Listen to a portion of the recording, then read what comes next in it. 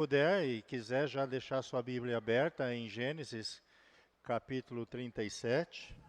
Vai ser uma leitura rápida do capítulo 37 ao 44, bem rapidinho.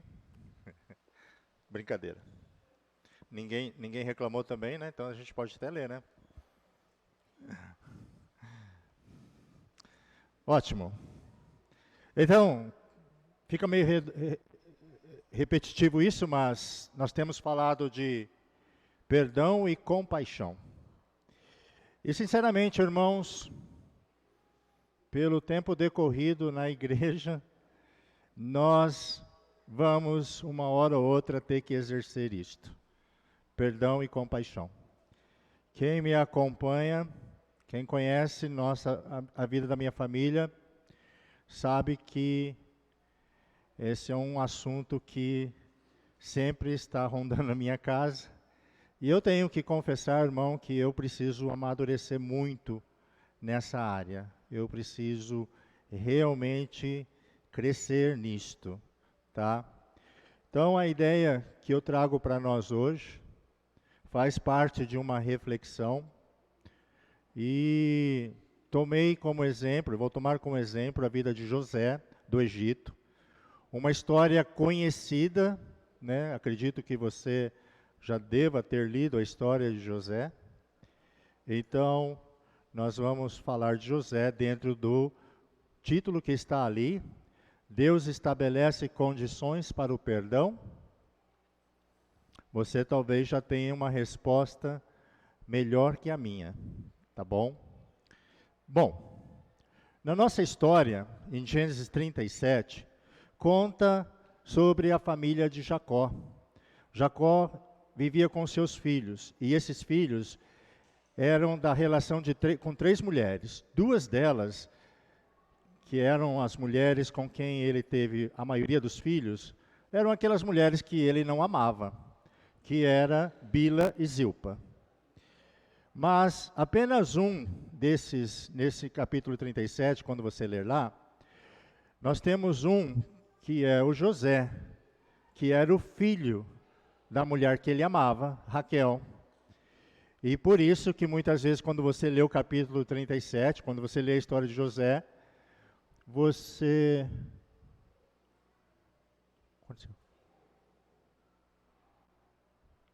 Desculpa, não entendi. Gênesis 37. Na minha tem Gênesis 37. Não, é capítulo. Eu brinquei que eu ia ler do capítulo 37 ao 44. Por isso vocês não reclamaram? Vocês acharam que é só o versículo? Ah, entendi. Não, é capítulo 37. Mas nós não vamos ler esses capítulos todos, não. Tá? Por isso que eu vou contando a história aqui e vou lendo umas partes. Ótimo. Então, por isso que se você ler lá no capítulo 37, você vai ver que é manifesto pela atitude de Jacó que esse era o filho que ele mais amava. Tanto é que ele dava um presente especial lá para José. E é claro que isso gerava ciúmes nos outros irmãos. José tinha 17 anos e já com 17 anos o Senhor era com ele. José tinha alguns sonhos assim meio que diferente. Ele sonhava e não guardava para si, ele verbalizava para os irmãos dizendo que esses irmãos e até o pai dele se curvariam diante dele. E isso criava um ressentimento muito grande nos irmãos dele, inclusive no pai, que também falava: você deve estar louco, né, José? Então, essa animosidade em relação a José crescia com o tempo, porque não era um sonho, eram vários sonhos. Ele tinha sonhos e relatava os sonhos, e a situação foi se tornando dentro da família uma situação assim explosiva, né? Era apenas uma questão de tempo que os irmãos deles achariam uma oportunidade para dar um fim em José, literalmente. E isso aconteceu quando Jacó enviou José a Siquém, porque os irmãos tinham ido pastorear, e ele mandou José lá para ver como é que estavam os irmãos. E quando ele estava indo para lá, para trazer notícia para Jacó, e os irmãos não estavam lá, e ele encontrou um homem que disse que os irmãos tinham ido para Dotã. E José não queria voltar, sem notícias, foi até Dotã para ver como os irmãos estavam passando. E quando José estava a uma distância considerável, os irmãos olharam e já viram que José estava vindo, né? E viram que era uma oportunidade para dar fim em José. Então, se você já está aí em Gênesis 37, versículo 18 diz assim, olha. Então diz assim, ó, de longe eles o viram e antes que chegasse conspiraram contra ele para o matar. Disseram uns aos outros, lá vem o grande sonhador. Venham, pois, agora, vamos matá-lo e jogar o corpo numa destas cisternas. Diremos que um animal selvagem devorou. Vejamos o que vão dar os sonhos dele. Mas Rúben, ouvindo isso, livrou-os das mãos deles e disse, não lhe tiremos a vida. Rúben disse mais, não derramem sangue, joguem o rapaz naquela cisterna que está no deserto e não lhe façam mal. Rúben disse isso para o livrar deles, a fim de levá-los de volta ao pai. Mas logo que José chegou, os seus irmãos despiram-no da túnica, a túnica talar, de mangas compridas que trazia, e o jogaram na cisterna. A cisterna estava vazia e sem água. Então, quando José estava chegando, eles viram a oportunidade, agarraram esse menino. Na verdade, a intenção deles naquele momento era matar José. Mas graças à intervenção de Rúben, eles pegaram esse menino e jogaram numa cisterna. E por providência divina, essa cisterna estava seca. E eles jogaram lá. Então, eles viram essa oportunidade, né? Porque naquela região, em campo aberto, os animais selvagens, era provável que pessoas morriam porque eram devoradas por animais. E eles viram essa oportunidade, era matar José, no primeiro momento, pegar um sanguinho, colocar ali na roupa dele, mandar para o pai, e deixar que a imaginação do pai fizesse o resto. Assim como a gente faz muitas vezes, né? Tira a conclusão rapidinho. O pai ia ver a roupa dele assim, ensanguentada, eles não precisavam nem mostrar o corpo. Tinha ido José tinha morrido ali naquele lugar.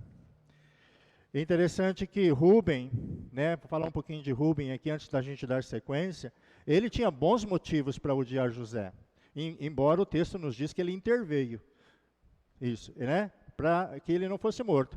Mas Rúben era o primogênito, e na cultura deles, ele receberia a bênção de primogênito, só que provavelmente era José que receberia essa bênção de primogenitura, e não Rúben. Então ele tinha um bom motivo para odiar. Mas parece que, por ele ser o mais velho naquela situação, era ele que tinha que dar notícia para o pai dele, Jacó, que José teria morrido. Então podemos entender, talvez, que foi por isso que ele interveio ali, para que José, então, não fosse morto de primeira, e eles jogassem José naquela cisterna lá, e deixasse lá. Claro que ele tinha a intenção de devolver o menino para o pai. Então, os irmãos de José, eles eram maus. Eles realmente eram maus. Então, o que decidiram com um plano? A gente joga ele na cisterna e deixa o cara morrer de fome, de sede, desnutrido. É questão de tempo. E para você entender, eles jogaram lá, e sabe o que eles foram fazer depois? Foram comer. Imagine o José lá dentro do buraco lá, socorro, tire eu daqui, me ajude, por favor, não faça isso. E os caras lá, totalmente insensíveis, maus, perversos, conseguiram fazer a sua refeição, deixando José lá dentro da cisterna vazia, aos gritos, né? Então, não há piedade.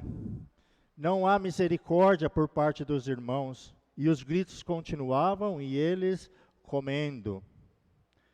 Eu esqueci aqui.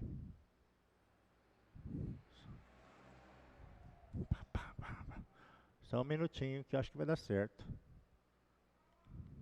Dá um clique aí para mim. Então tá, era só a imagem que eu queria colocar ali que eu esqueci. Então tá bom. Então estava lá o menino, né? E aí, enquanto eles estavam lá, aproximou-se uma caravana dos ismaelitas que estavam de caminho de Gileade para o Egito. E aí Judá, um dos irmãos de José, teve a excelente ideia de pegar José e dar uma solução. E, ao invés de matar na primeira, ao invés de deixar o menino morrer, vamos tirar um lucro disto. Vamos vendê-lo como escravo, né, para os comerciantes, foi o que aconteceu. Isso resolveria o problema deles, né? Uma situação complicada, não seriam acusados de assassinos, não teria nenhum assassinato ali, né? Então, aparentemente, era uma solução muito interessante e, como eu disse, traria algum lucro para eles, né? Então, venderam José como escravo para o Egito. E Rúben não estava lá quando isso aconteceu.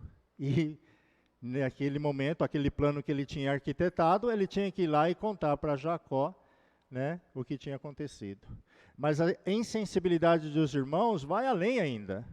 Eles pegam a roupa que eles tinham tirado de José, banham em sangue, e não há nenhuma preparação para o pai, para chegar lá e contar a notícia. Eles mandam a roupa para o pai lá, para o Jacó, sem qualquer preparação do que havia acontecido.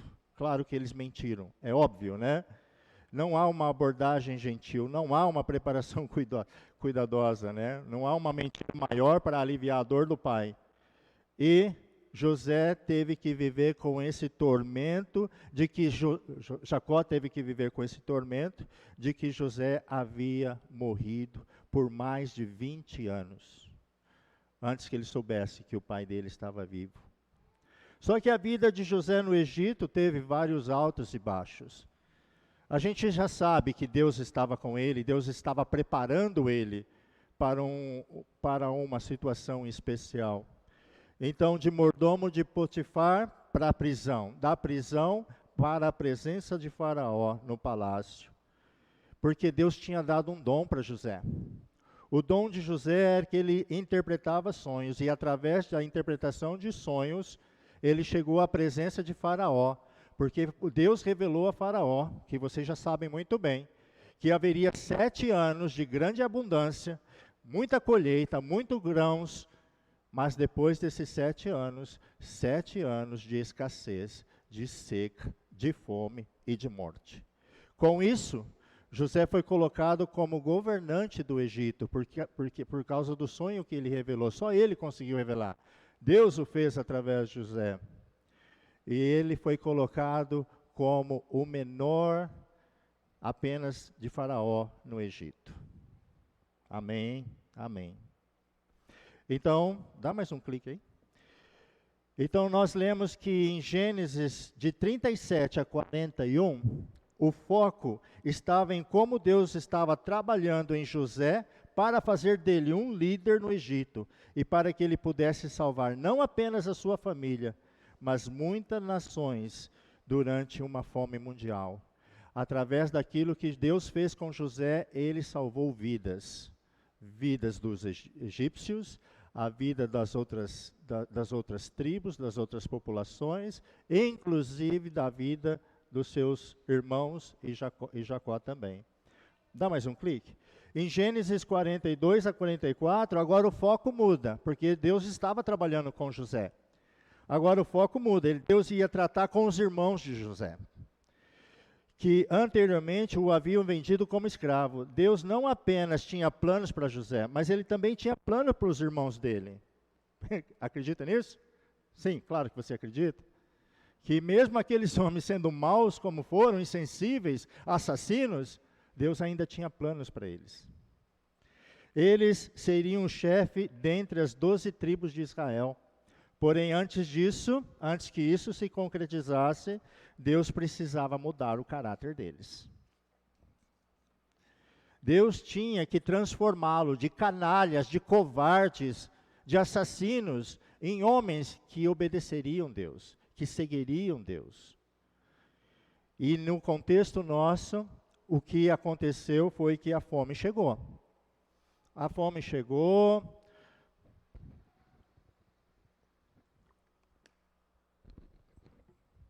A fome chegou. O pessoal lá em Israel, Jacó e sua família, mudei aqui. Jacó e sua família estavam lá morrendo de fome. E o pai falou assim para eles: vocês estão parados aí, lá no Egito tem comida, vai buscar. O pai tem que falar para os caras, se mexam, e eles foram. Em Gênesis 42, é a primeira vez que os irmãos descem para o Egito e encontram José. E no primeiro encontro, José foi muito duro com eles. As palavras de José foram como de um verdadeiro faraó, de um verdadeiro líder, sabe? E tratou os irmãos dele com dureza. José não estava procurando vingança. Mas antes de José estender a mão de comunhão para com seus irmãos, ele iria testar esses irmãos para saber como eles estavam agora. Eram eles os mesmos homens maus que o venderam para o Egito como escravo? Havia algum arrependimento no coração deles pelo que eles tinham feito com ele? Eles maltratavam o pai deles? Eles também maltratavam quando ele soube que tinha um irmão mais novo, Benjamim. Eles também maltratavam esse irmão. Ele precisava de respostas para poder então estender a mão de comunhão. Então José, nesse primeiro encontro, acusou-os de ser espiões e os prendeu por 3 dias, até que nesses 3 dias que eles estavam presos, que ele veio descobrir que havia um irmão, o irmão que também era filho de Raquel, o irmão de sangue dele.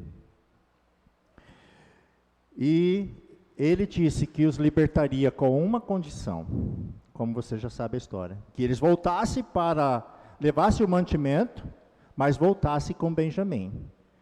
E para que isso acontecesse, um tinha que ficar, e Simeão ficou preso lá.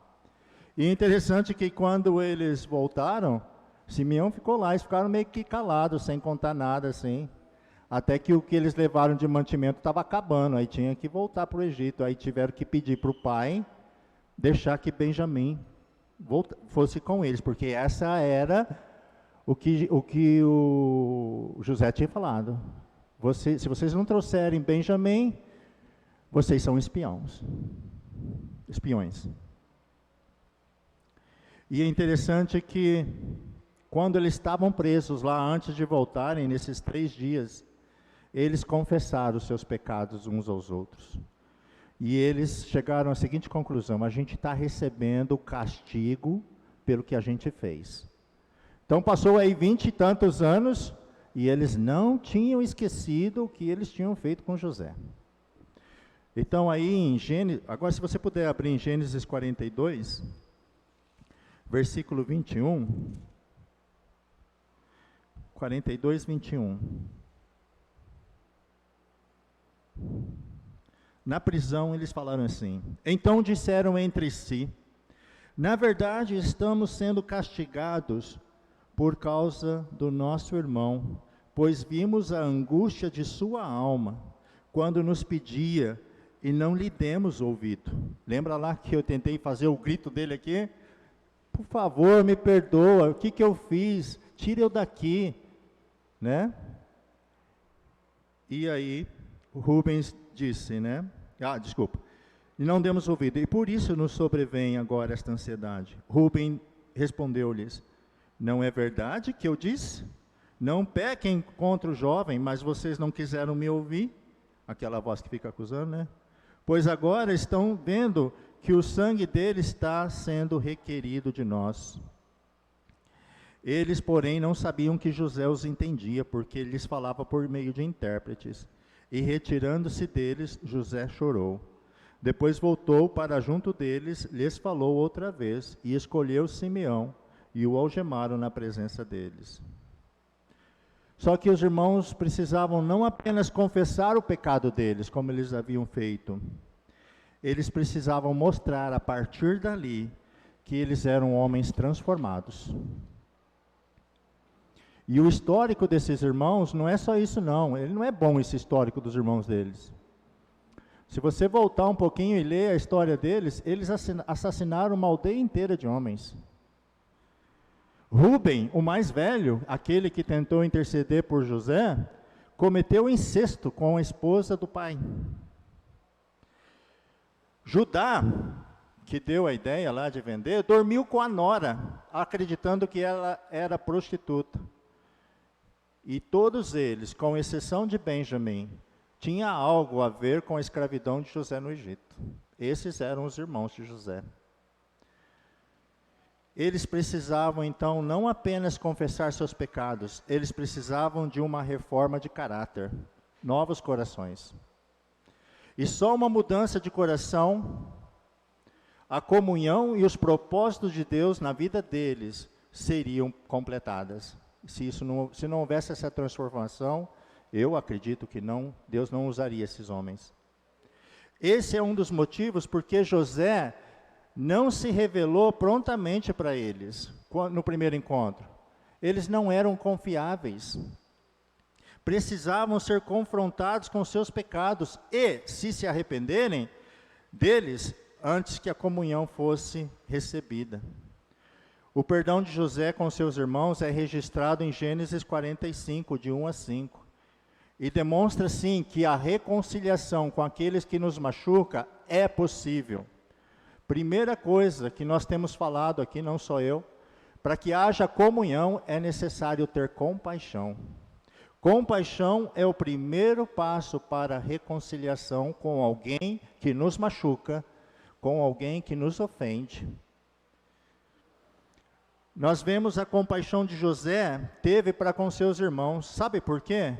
Porque no primeiro encontro, José poderia ter dado a ordem, ter matado aqueles irmãos. Ele tinha poder para isto. Ele poderia ter tirado a vida deles.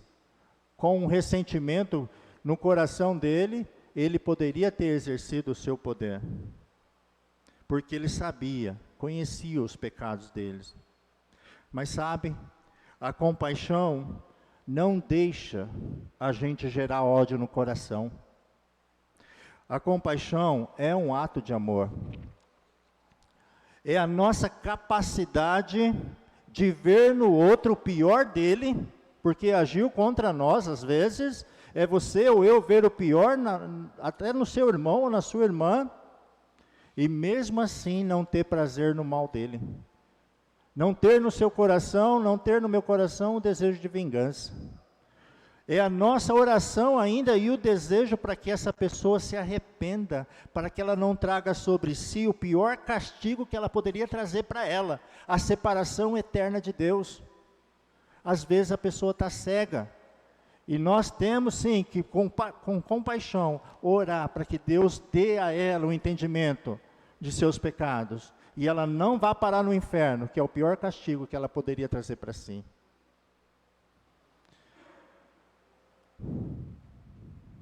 Deus também não é um juiz ríspido. Ele não tem prazer na condenação do perverso.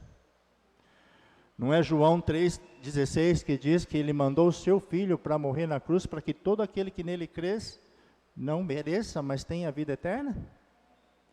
É essa a menção que a Bíblia traz sobre nosso Deus. Mas voltando aos irmãos de José, nós vimos que os fantasmas do passado estavam na mente deles. E quando José pediu que eles trouxessem o irmão mais novo, era a hora de ver qual seria a atitude deles.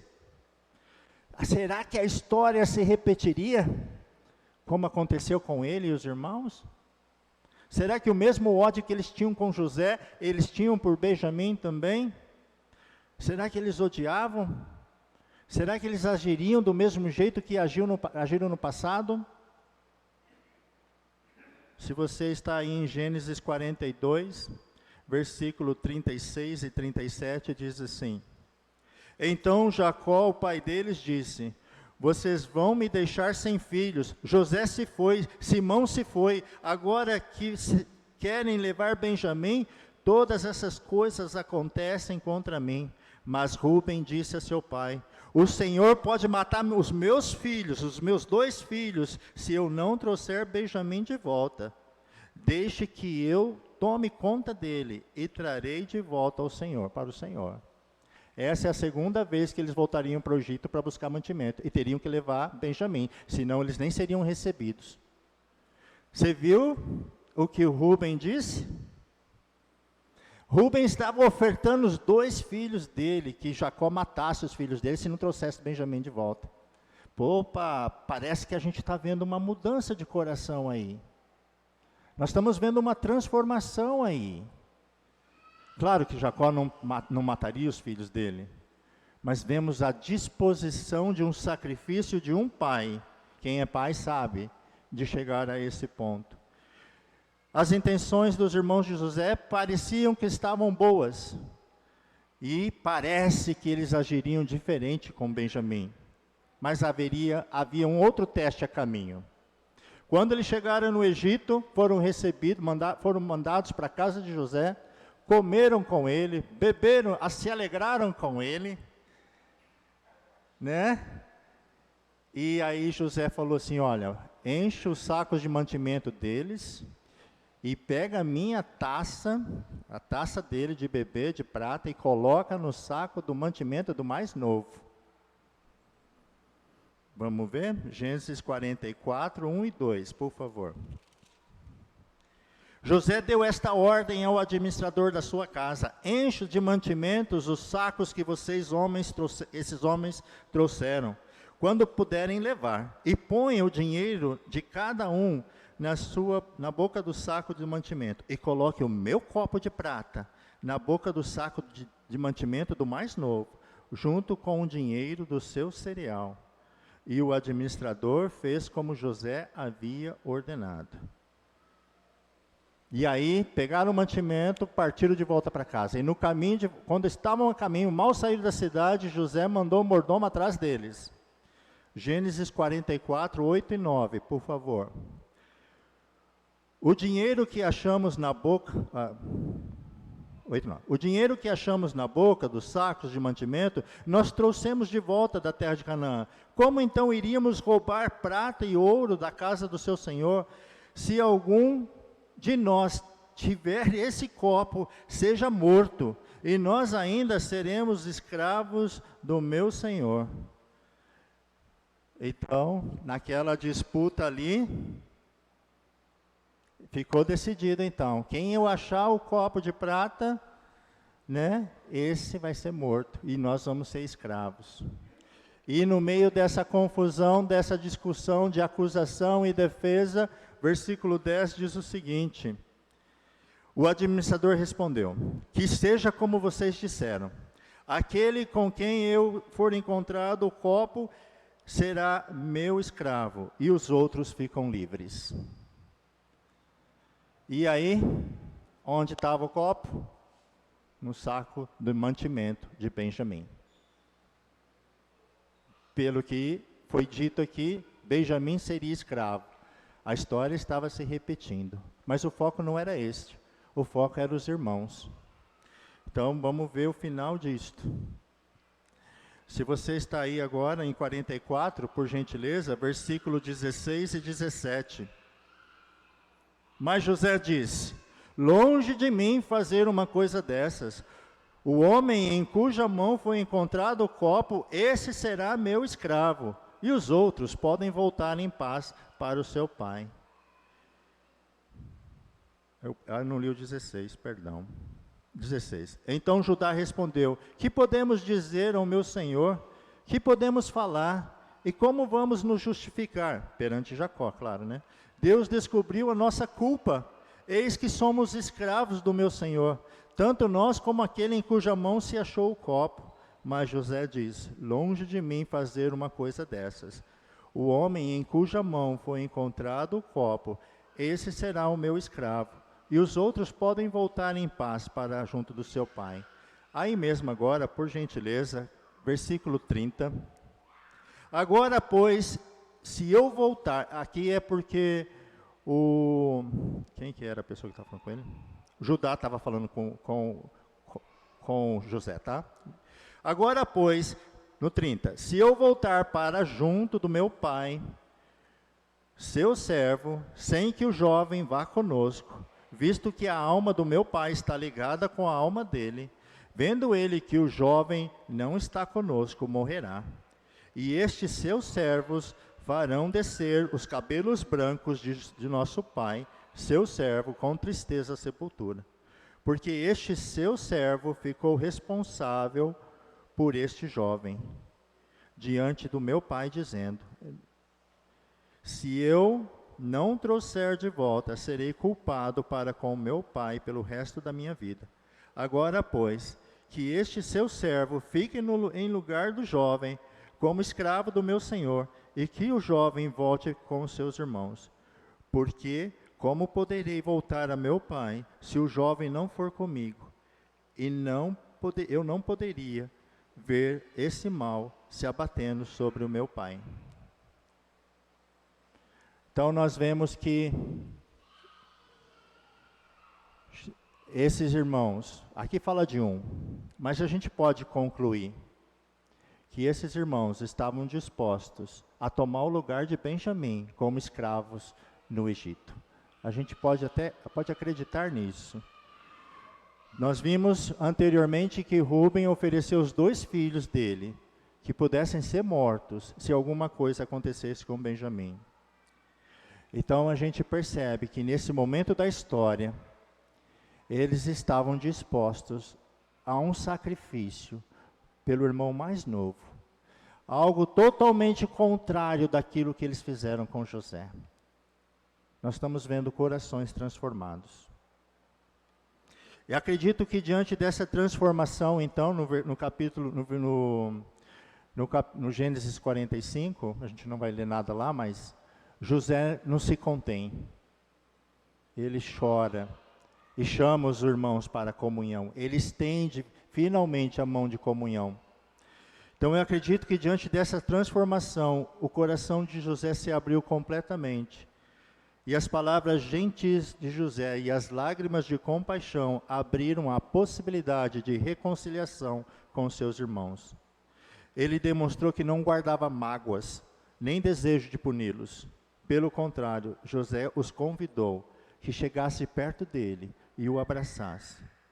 Tudo no comportamento de José sugere que ele havia perdoado por causa da compaixão, especialmente quando ele declarou que Deus havia providenciado por meio dele o livramento da vida deles. A ideia básica aqui, irmão, para eu terminar a ideia básica é que uma pessoa espiritual deve perceber a mão de Deus agindo no meio dos fatos, dos fatos da vida, quando esses fatos são bons ou quando eles são maus, são ruins para nós. Temos que confiar que Deus tem o poder de usar qualquer situação na nossa vida para cooperar para o nosso bem, para cooperar para o bem daqueles que o amam. Romanos 8:28. Essa atitude deve nos ajudar a não guardar rancor, nem ressentimento de vingança contra quem nos prejudicou. Mas ao mesmo tempo, a atitude de José revela uma grande prudência em esperar para que a mão de comunhão fosse estendida. José, antes de se revelar aos seus irmãos e voltar a ter comunhão com eles, precisava saber qual seria a reação deles diante de uma situação parecida com o que aconteceu com ele, com aquilo que ele viveu. José esperou o fruto de arrependimento em uma atitude diferente, para então se revelar a eles. Os irmãos de José admitiram o pecado, agiram diferente. Embora o nosso texto não fala, mas quando eles voltaram de volta, era para trazer Jacó para o Egito, para ele morar no Egito. E daí? Como é que eles iam explicar para o pai deles que o José estava vivo? Eles teriam que confessar o pecado deles também perante o pai deles, o que eles tinham feito. Então tinha que ter perdão para tudo quanto é lado aí, porque estava havendo arrependimento. Então, para finalizar, Deus muda os nossos corações quando temos compaixão por aqueles que em pecados agiram mal conosco. Deus muda corações de todos os envolvidos quando há arrependimento. Deus muda corações quando se assume a responsabilidade pelos atos. Deus muda corações por meio de experiências que se repetem na nossa vida. Deus muda os corações quando por meio de testes repetidos. Você deve ter percebido isso. Tem coisa na nossa vida que vai e volta, vai e volta. A gente tem uma hora que aprender. E 5, Deus muda corações quando se volta à comunhão com aqueles que nos ofenderam e se arrependeram.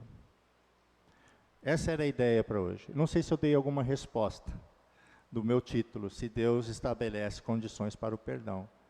Mas espero ter contribuído para que a ideia de compaixão e de perdão e comunhão nos ajude quando estivermos diante de situações parecidas. Amém? Amém. Vamos orar.